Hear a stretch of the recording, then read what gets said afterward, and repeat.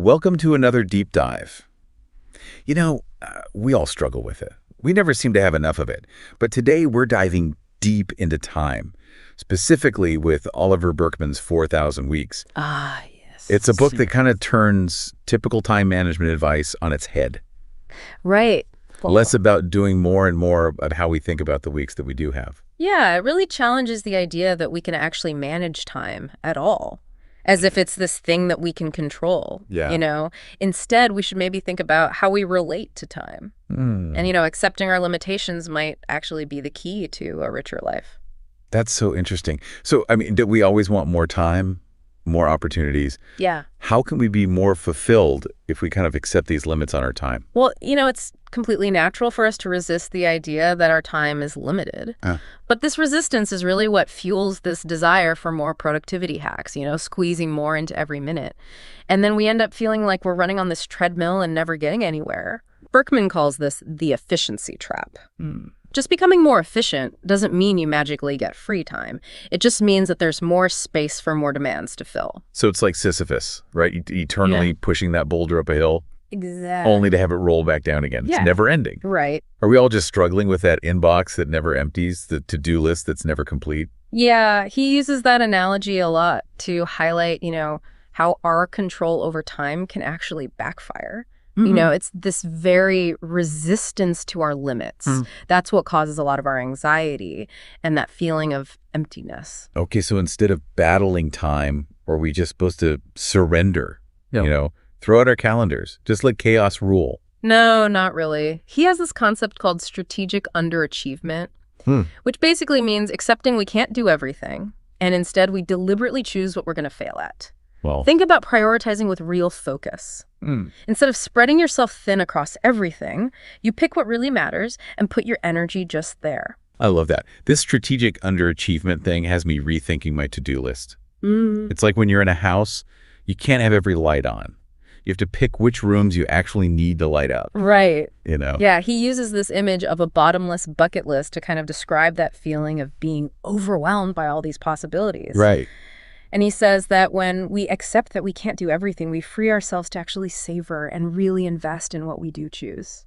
Do you have any real-world examples of someone who actually embraces this idea? It's such a big shift. Yeah, there's Sylvia Kiesmott. She was a pretty well-respected Bible scholar, and she left academia. Wow. She said that this pressure to always be efficient was really sucking the meaning out of her life. She actually went to live on a farm with her family and just focused on gardening, raising her children, pretty radical. But it proves that when you recognize those limits, you can make some really profound changes in your life. It's not just about, rearranging your schedule. It's really about figuring out what you want your life to be about. Yeah, I love that. So it sounds like it's not just about time management, it's about our values. What else does he talk about? Well, he also tackles something he calls the tyranny of convenience. Okay. And that's where things get pretty interesting. Okay. We always think convenience saves us time, but he argues that it can actually lead to a lower quality of life. Wait a minute, I thought convenience was supposed to make things better. Lower quality of life. How could that be? Think about how we interact now or don't interact because of convenience. Okay. So you order takeout through an app, you don't talk to someone at the restaurant contactless payment replaces the cashier. And these tiny little frictionless transactions, they really add up. Yeah. And they reduce our chances for a genuine connection. Yeah, I've never thought about it that way. It's like we're trading those authentic interactions for a few minutes to save time. Exactly. Or think about something like writing a letter by hand. Way faster to email, but that effort you put in really gives the letter deeper meaning. So it's deliberate inconvenience, right, but it strengthens bonds in a way that efficiency just can't. So choosing inconvenience can actually create richer experiences. So it's like taking the scenic route instead of the highway. You arrive later, but the journey is much more memorable. Exactly. And it all comes back to embracing those limits. Right. By not constantly trying to optimize everything, we open ourselves up to a more immersive and a more connected way of living. This has me thinking about all those services that promise to make life easier. Right. Maybe they're making it more shallow. It's almost a philosophical question. So where does Burkeman go next? Well, he dives into the philosophy with his thoughts on time and finitude. Okay, let's explore that. But break it down for us non-philosophers. What's the core idea? He looks at Martin Heidegger, a German philosopher. And Heidegger argued that our mortality, our limited time, that's not something to fear. He said that accepting, our finite nature is actually the basis for truly authentic living. So instead of being scared of running out of time, we should embrace it. Isn't that kind of morbid? It might seem that way. But think about how you prioritize things when you are suddenly aware of your mortality. Like maybe you have a health scare or someone close to you dies. All of a sudden, things that seemed important become trivial. You're drawn to what really matters. It's like a wake-up call. Exactly. Forcing us to focus. Right. Do we need to almost die to realize that? Not necessarily. What Burkeman says is we can actually choose to live knowing that our time is precious. And this awareness can inform our choices, give them deeper meaning, Yeah. It's a sense of urgency, but not in a frantic way, but a way that encourages us to savor each moment. This is making me rethink my whole view of time. It's less about fitting things in and more about what I choose to fill it with. Right. Anything else. Well, there's the joy of missing out, which I know sounds crazy. The joy of missing out. But aren't we constantly told we need to experience everything? Yeah, that's the attention economy at work, right? Always trying to get our focus. Right. Convincing us we need to consume more, do more, be more. But if we could magically experience everything, wouldn't that make every experience meaningless? It's the act of choosing. Deciding what we embrace. That's what gives our choices meaning. Exactly. Wow, it's a powerful thought. It's like the blank space on a canvas. Just as important as the brushstrokes themselves. It's what defines the artwork. Right. And the joy of missing out is saying that we don't have to do everything to live fulfilling lives. I totally get that. When I'm playing music or when I'm out in nature, there's such a sense of contentment in that moment. No desire for anything else. Exactly. Yeah. And that feeling of being present, that feeling of contentment leads to our next point, the influence of the attention economy. And this is where we get into the digital world, right? Yeah. Our phones, social media, they're designed to steal our attention. Right. And Burkeman really analyzes how it manipulates our focus. That constant stream of notifications and updates. It's like it's hijacking our time. It's designed to keep us hooked. Yeah. So it's like a digital casino. Exactly. We keep playing because deep down we're trying to avoid something. Yeah. He argues that distraction is often just a way to escape anxiety. The anxiety of confronting our limits. Right. We'd rather get lost in all that digital noise than face that uncomfortable reality that our time is limited and that we actually have very little control. I can see that. It's much easier to endlessly scroll than to face those difficult feelings. Yeah. Do you have an example of someone who kind of actively worked against this tendency? Yeah, there's Shinzen Young. He's a really well-known meditation teacher. And he did a 100-day solo retreat. Wow. He stayed in this unheated hut in the mountains in Japan, enduring these harsh conditions and these purification rituals. Wow. And it was all designed to help him confront and overcome distraction. So an extreme test of focus. Yeah, he actually described the retreat as a giant biofeedback machine. If he stayed focused, he experienced less suffering. If he got distracted, his suffering would increase. So really, real-world training and staying present, what did he learn from all that? It reinforced his belief that distraction is usually about avoiding discomfort, especially the discomfort of our own limitations. And when we're forced to confront that present moment, our minds just rebel. I can see that. When things get uncomfortable or challenging, I feel that urge to run away. Yeah, it's something we all experience. But once we recognize those urges, right, we can start to break free from that grip of distraction.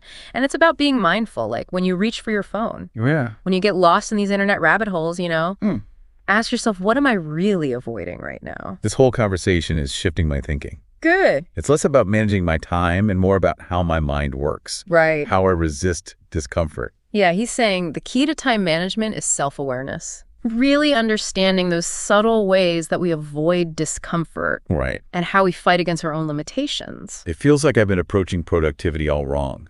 That we've all been sold a myth. Yeah, well, he explores what he calls the myth of being present. Okay.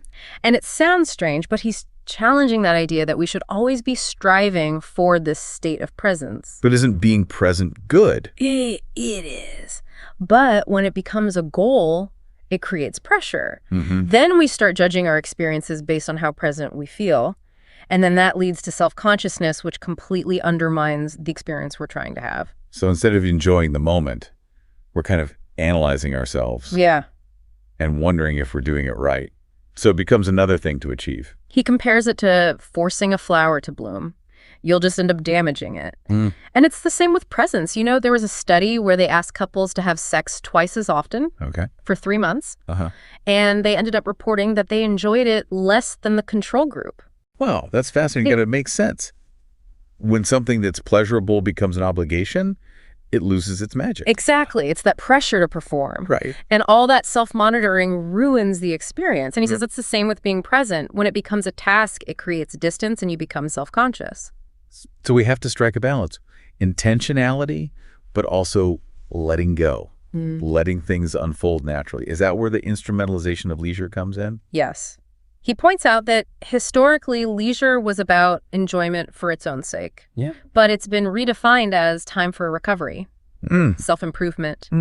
And even our downtime is judged by how it contributes to our productivity.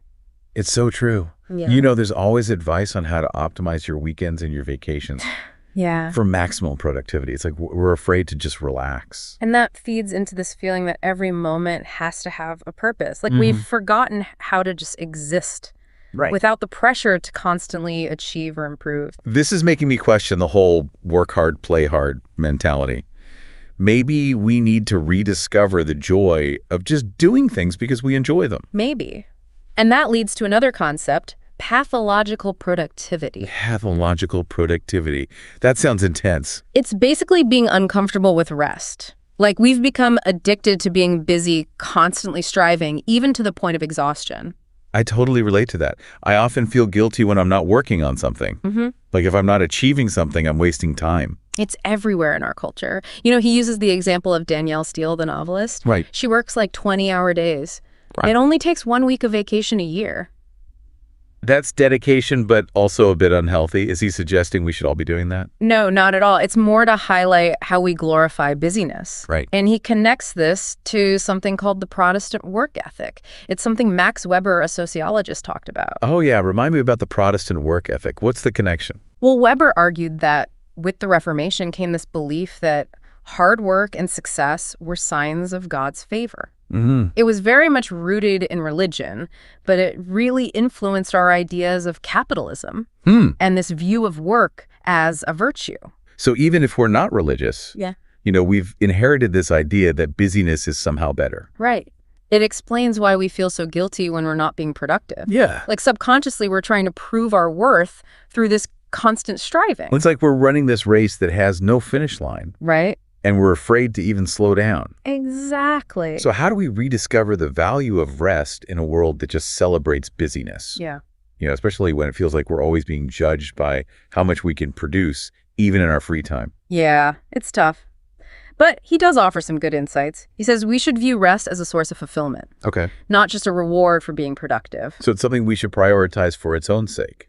A need, not a reward. Exactly. And he uses the Jewish Sabbath as a good model for structured rest.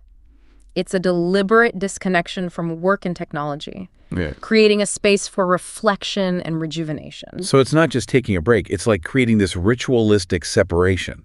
Yeah. From everyday demands. Right. A time to totally unplug and reconnect with ourselves and other people. Exactly. And even if you don't observe the Sabbath in a religious way, we can still borrow from these principles, you know? Yeah. We can create our own mini Sabbaths, times where we choose to disconnect, you know, carve out those spaces for rest and connection. I like that.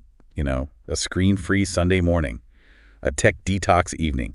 It's about finding what works for you, right? Yes. It's not about rigid rules. And this shift in perspective leads to something else pretty fascinating that he talks about, the value of synchronicity. Synchronicity. Yeah. Usually I think about that as like meaningful coincidences. Yeah. But you're using it differently. Yeah. He's drawing on this work by William McNeill, a historian. He wrote Keeping Together in Time, which is all about how humans need to be in sync with each other. And McNeill argues that synchronized activities, you know, things like marching or singing or dancing together, those have been crucial throughout history. They really build this sense of belonging and purpose. Yeah, when you're moving or singing with other people, Right. you feel this connection that's hard to describe. Right. He says that these experiences tap into something really primal and deeply satisfying. I love singing in choirs and playing music with people. It's so exhilarating.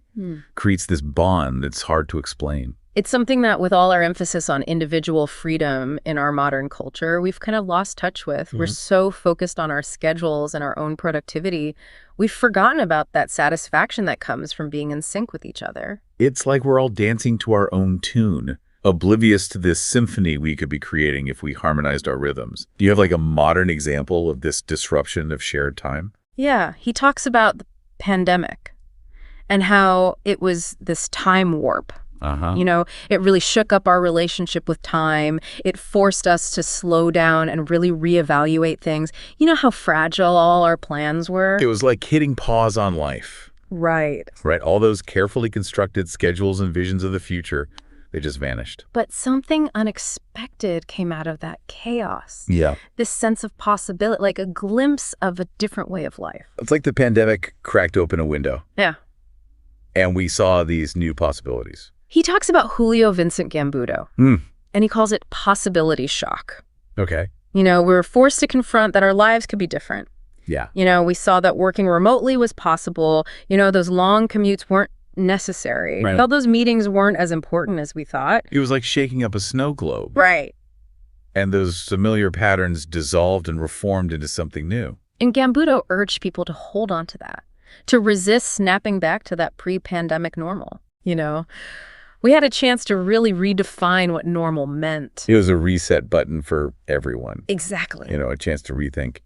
Speaking of re-examining choices, where does he take us next? He introduces cosmic insignificance therapy. Cosmic insignificance therapy. That sounds interesting. Yeah. And kind of scary. It's about finding liberation in recognizing how insignificant we really are in this vast universe, you know. Shifting our perspective away from our daily worries. So it's about gaining some distance from ourselves. Yeah. You know, and realizing that our worries are pretty small in the big scheme of things. Exactly. He uses this thought experiment. Okay. Imagine this chain of people who all live to be 100. Okay. Stretching all the way back throughout history. You know, even when lifespans were shorter, some people still lived to be 100. Right. And when each one was born, there was another person who was already 100. Yeah. So you have this continuous line of 100-year lifespans extending all the way back. That image is both beautiful and terrifying. Right. And that chain is just a tiny blip in time. You know, the universe has been around for billions of years. Yeah. Human history is just a sliver of that. It's like realizing our planet is just a speck of dust. Yeah. You know, in a vast cosmic ocean. It might feel a little unsettling, but he argues that this can be incredibly liberating. So if we're just a tiny blip in time, maybe it's okay to let go of the pressure. Right. You know, to be perfect, to achieve some grand legacy. Yeah. Maybe it's okay to just let go of control. That's exactly it. Yeah. You know, it's about shedding that burden of self-importance. Right. And embracing the freedom that comes with accepting our limits. So it's not about becoming apathetic. Right. It's about focusing on what really matters. Exactly. He says that recognizing our insignificance doesn't mean we become indifferent. You know, it's about shifting our focus. Instead of worrying about ourselves, you know, maybe we can dedicate our energy to things that are larger than ourselves. You know, this whole conversation has been a huge mind shift. It's like I've been carrying all this weight around. Expectations, anxieties. Yeah. And now I'm starting to let go. That's great. And to help guide you further, Burkeman gives us some thought-provoking questions at the end of his book. They're designed to make you think about how you spend your time. Okay. And what you actually value. I'm ready. Let's hear those questions. The first one is, where in your life or work are you pursuing comfort when what's needed is a bit of discomfort? Ooh, that's a good one. It makes me think about all the ways I avoid discomfort. Procrastination, avoiding those tough conversations. It's natural to seek comfort. Yeah. But remember, growth and fulfillment often lie on the other side of discomfort. You know, it's like a muscle. It gets stronger through challenging workouts. Okay, what's the next one? All right, this one really gets into self-acceptance. In what ways have you yet to accept that you are who you are, not the person you think you ought to be? Oof, that one hits home.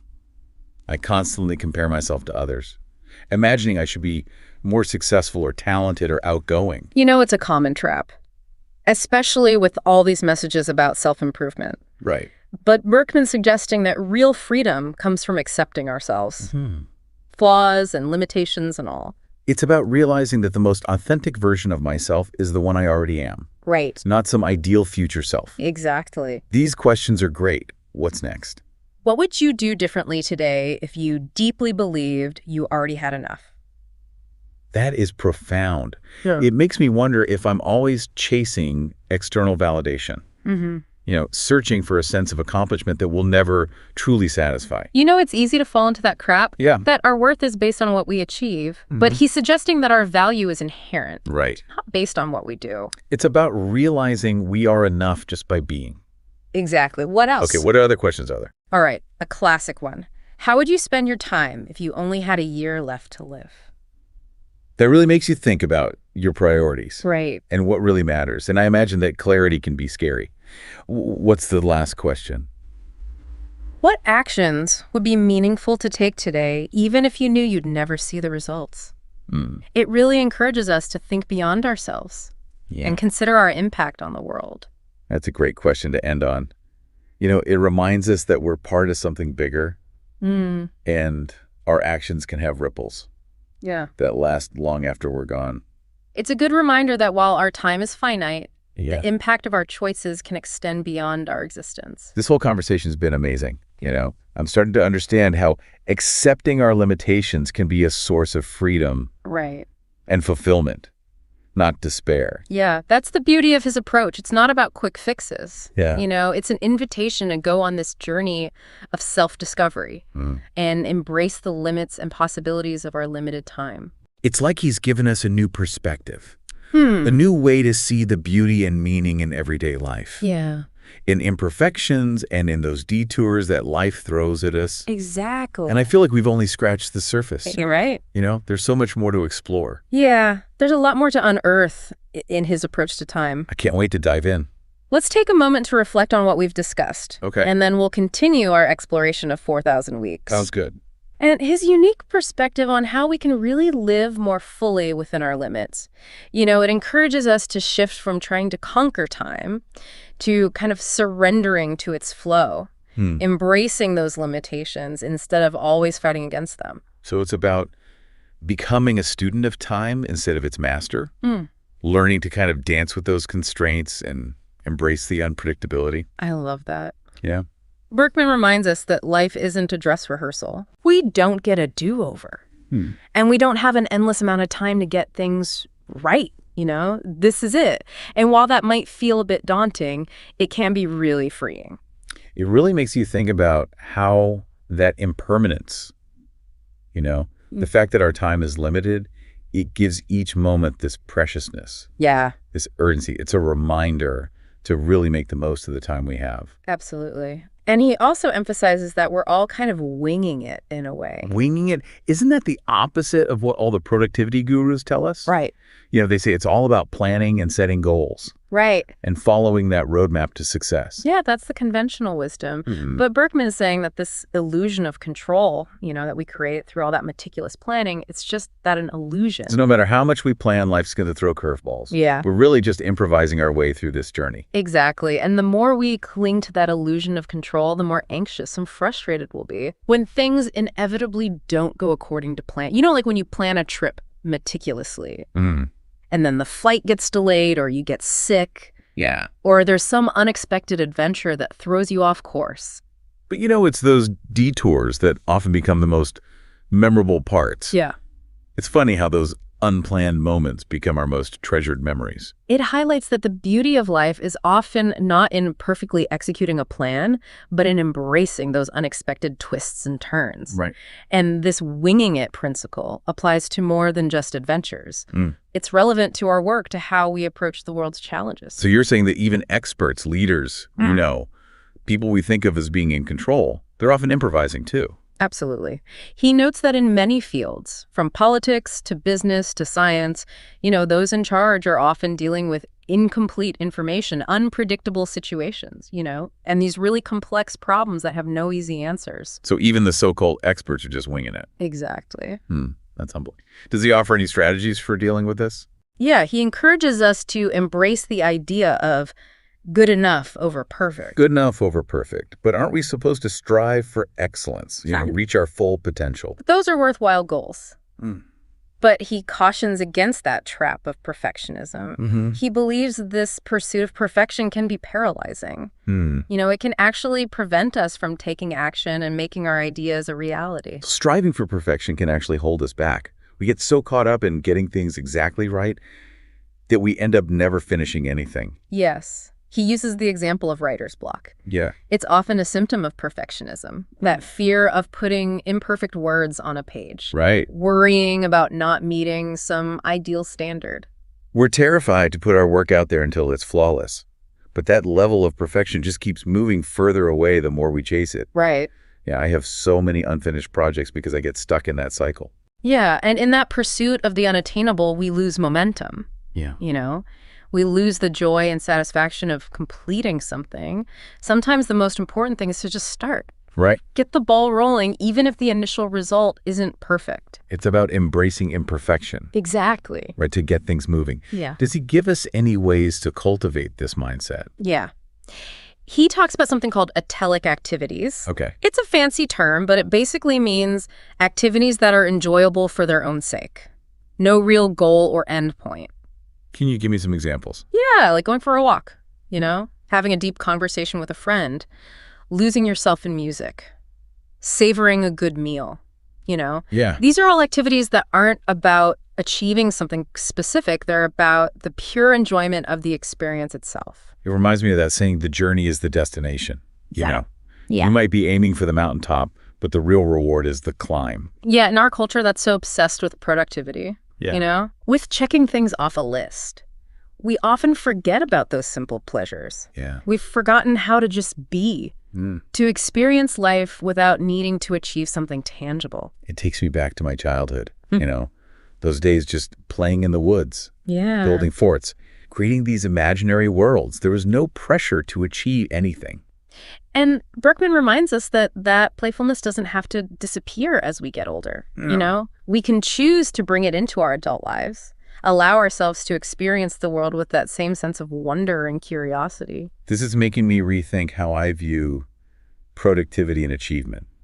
Yeah. Maybe all that striving is actually preventing me from experiencing life more fully. It's a big shift in perspective, Yeah. but the beauty is not in reaching the destination. It's in the journey itself. Right. It's the obstacles you overcome, the unexpected encounters, the moments of reflection. Those are the things that make it rich. It's about learning to appreciate the process, the ups and downs, Right. the detours, Yeah. the moments of stillness, not always fixated on the end goal. And he even suggests embracing inconvenience Yeah. as a way to find deeper connection and meaning in our lives. But isn't that the opposite of what we're always trying to do? Right. Don't we want things to be easier, Right. faster, Right. more efficient? That's what the modern world tells us we should want. Right. But he's saying that our pursuit of convenience often comes at a cost. It isolates us. It detaches us from the physical world. It makes us less appreciative of the simple pleasures. Yeah, I can see that. Like ordering takeout versus actually dining in a restaurant, Right. sending a quick text versus writing a letter. Perfect examples. It's the inconvenience of those slower, more deliberate actions that actually gives them meaning. Yeah. It's that effort, that thoughtfulness that creates value. So inconvenience isn't just choosing a harder path. It's about appreciating those disruptions that inevitably happen. Right. Instead of seeing those unexpected events as inconveniences to be avoided, Yeah.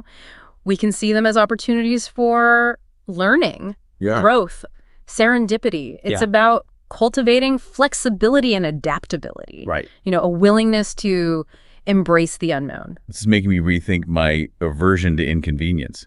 Maybe those detours are where the real magic is. Exactly.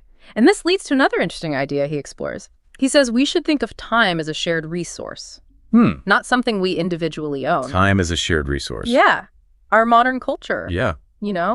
It values this individual autonomy, this time sovereignty. Right. We value our ability to control how we spend our time, and we become very protective of it. We schedule things to maximize productivity and minimize interruptions. But this individualistic approach can actually make us feel isolated, Like we're losing that capacity for connection and belonging. So by being so focused on how I personally use my time, I'm missing out on the value of shared experiences. Exactly. He uses this historical example. Okay. The Soviet Union in the 1930s, they experimented with a 5-day work week. A 5-day work week. Yeah. They thought this would increase productivity and make society more efficient. But something unexpected happened. What was it? Because the 5-day cycle was continuous. You know, different groups had different days off. So families, friends, neighbors, they rarely had the same free time. Oh, wow. And this actually disrupted social gatherings. Yeah. You know, religious observations, cultural events. So even though they had more free time, Yeah. they had fewer opportunities to actually enjoy it with other people. Exactly. The experiment highlighted that the value of time isn't just about how much you have, Right. but about your ability to synchronize your time with others. It's like an orchestra, right? It's not just about each musician playing their part. It's about the coordination Right. that creates the beautiful music. And Burkeman is suggesting that in our world, you know, Yeah. with our emphasis on individual freedom, we've accidentally fragmented time in a similar way. Right. We all operate on our own schedules, dictated by work, family, personal preferences. And this makes it really hard to nurture relationships and do things together that connect us to something bigger than ourselves. So are you saying a more fulfilling life means prioritizing those shared experiences, Yeah. even if it means giving up a little control over my own time? That's the key insight. It's about finding those ways to synchronize our rhythms, Yeah. you know, even if that means we have to adjust our routines. I can definitely see that. Yeah. You know, it's so easy to get caught up in our own little world. Right. But I can see how making time for shared experiences Right. would create a deeper sense of connection and belonging. And that brings us to another concept, the power of ritual in creating a more meaningful experience of time. Ritual. Yeah. I usually think of rituals as like religious ceremonies, formal traditions. What do they have to do with everyday life? He argues that rituals, you know, whether they're religious or secular, they help us mark time. They create order and meaning and connect us to something larger than ourselves. Now that you mention it, I can see that. Yeah. You know, the rituals around holidays, birthdays, daily routines, Right. they give us a framework for our lives, this sense of continuity and connection to the past and future. And in a world that often feels chaotic, you know, rituals offer a sense of grounding, stability, purpose. So it's about creating those intentional structures that help us acknowledge the flow of time Yeah. and connect to meaning. Does he give us specific rituals to try? He uses the Jewish Sabbath as a good example. Observed from Friday evening to Saturday night. It's a time to disconnect from work, technology, those everyday demands. Okay. A time for family meals, prayer, reflection, connecting with community. It's a collective pause. Right. A chance to step out of that constant flow of time and create space for rest and rejuvenation. It's like hitting the reset button, Yeah, you know, right. allowing yourself to step out of that daily grind and reconnect with what truly matters. And even if you don't observe the Sabbath in a religious way, we can create our own mini Sabbaths, you know, designated times to disconnect from technology, slow down, Yeah. nurture those connections. I like that. A tech-free day each week, Yeah. a nightly ritual of putting the screens away, Exactly. you know, spending quality time with people I care about. It's about finding what works for you. Yeah. You know, those practices that help you mark the passage of time, create a sense of meaning, and remind you of what truly matters. This is making me rethink how I approach my day. I've been so focused on managing time, you know, squeezing every drop of productivity out of each day. Right. I've forgotten to make space for rest, connection, and those things that bring real meaning and joy. Yeah. That's so common in our culture, you know. We're so obsessed with being productive, we lose sight of the bigger picture. It's like we're so busy climbing the ladder, we forget to check if it's leaning against the right wall. Exactly. And this leads to the last chapter of his book where he talks about the elephant in the room. You know, the fact that the world often feels like it's falling apart. Okay, let's talk about that elephant. Right. It's hard to ignore. Like climate change, political divisions, Yeah. economic inequality. Yeah. You know, it's all so overwhelming. He acknowledges this.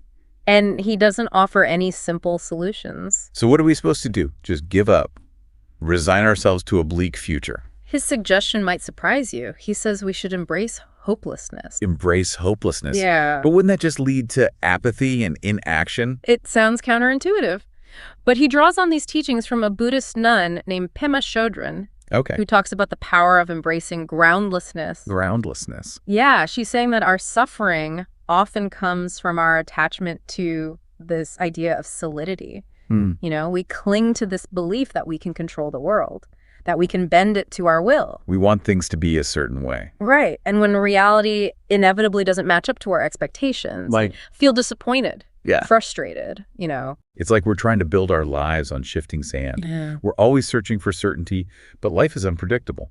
Right. And Burkeman, drawing on these teachings, says that embracing hopelessness isn't about giving up. Okay. It's about letting go of those expectations. Right. Releasing the need to control everything and opening ourselves up to the possibility of something new. You know, it's about accepting that we don't have all the answers and life will go its own way. So it's about surrender. Yeah. Recognizing that our attempts to control everything are pointless. Exactly. And he says that this surrender can be really empowering. Empowering? Yeah. When we let go of that need to control. Right. You know? Right. And our attachment to specific outcomes. We free ourselves from the anxiety that comes when things don't go our way. We become more present and adaptable, you know, more resilient when things get tough. It's like we gain strength by letting go of the wheel a bit, learning to ride the waves instead of trying to control the ocean. Yeah. And Burkeman suggests this attitude can actually be a good antidote to that despair we feel when we think about global problems. So instead of getting caught up in this need to fix and control everything, maybe we can cultivate more acceptance, openness, trust in the process. That's a good way to put it. And this leads him to his final message, the importance of living the questions. Living the questions. Yeah. He points out that the biggest questions, the ones about purpose and meaning and love and loss, those rarely have simple answers. Yeah. You know, they're the questions that we wrestle with throughout our lives. So it's not about finding the right answers, but about being okay with that ongoing process of asking questions. Exactly. He reminds us that the journey isn't about reaching some predetermined destination. It's about embracing the mystery, the uncertainty, the beauty of not knowing. This whole conversation has been incredible. It's like I'm looking at my relationship with time in a whole new way.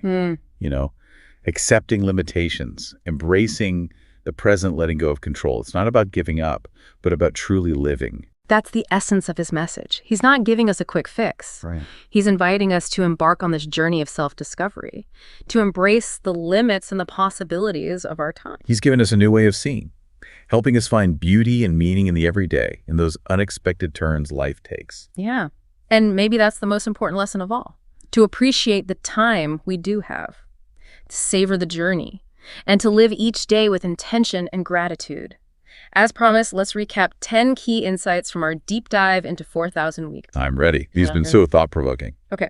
Number 1, recognize the efficiency trap. You know, getting more efficient doesn't necessarily mean you get more free time. Right. It just creates space for more demands. Number 2, embrace strategic underachievement. You can't do everything, so choose what to fail at. Number 3, resist the tyranny of convenience. Convenience can isolate us and disconnect us from meaningful experiences. Number 4, remember, you're mortal. Accepting your limits can be a source of power. Those are huge. Okay, what else? Number 5, discover the joy of missing out.